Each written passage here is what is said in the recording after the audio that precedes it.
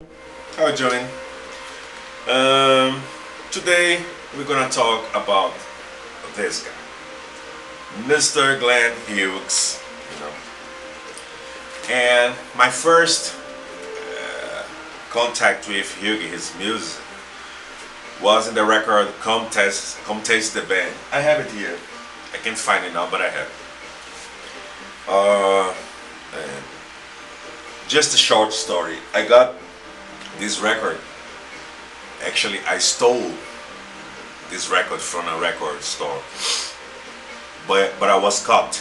you know, weird stuff, weird story.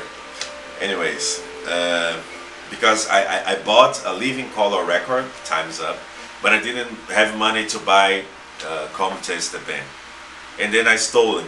I put I had Living Color bought in a plastic bag. I opened it and put inside.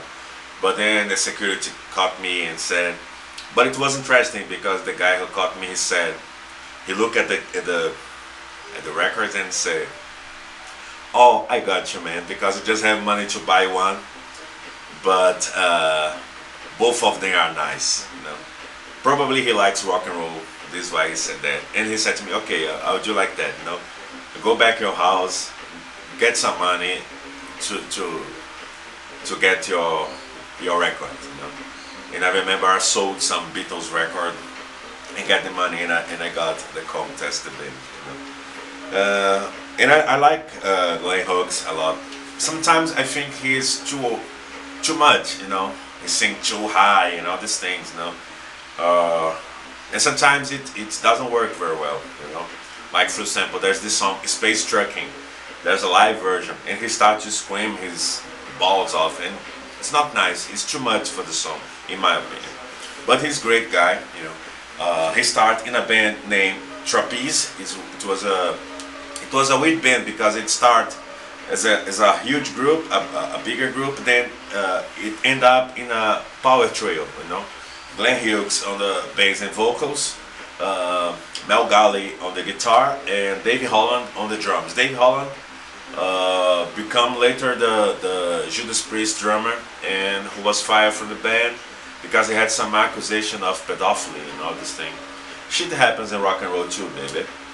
And then it talks about when he left Trapeze because he was invited to play bass on Deep Purple when Roger Glover left. But Hitch Blackmore didn't want to have bass player and singer in the same individual. So he was looking for a frontman, and he found out in David Coverdale. And they did this partnership in these times, from the album Burn to Come Taste the Band, And during this period, Hughes was working well, but was doing drugs, So of course it affected the way he lived, and he was trying different projects, Hughes and Charles, tried to work with different people, and there is also the story about his stint in Black Sabbath, because actually it was not the record, the Seventh Star, it was not. It was during the 80s, 90s, around, I guess 80s, 87, 86, stuff like that. It was supposed to be a Tony Iommi solo record, but the company, of course, again, wanted to put out a Black Sabbath record because it can sell easily. Then they put Tony Iommi record because some people, they don't know who Tony Iommi is, even knowing Black Sabbath. Some stupid jerks.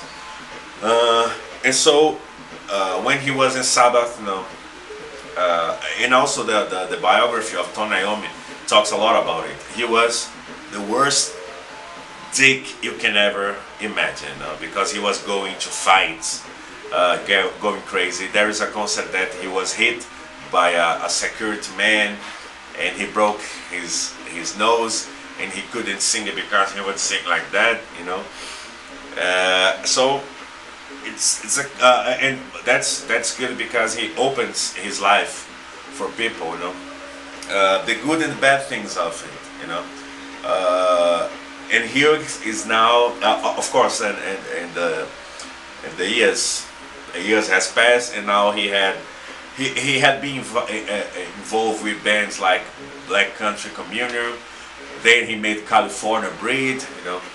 He's a non-stop guy in music. He wants to do music all the time. He's a great bass player, great singer.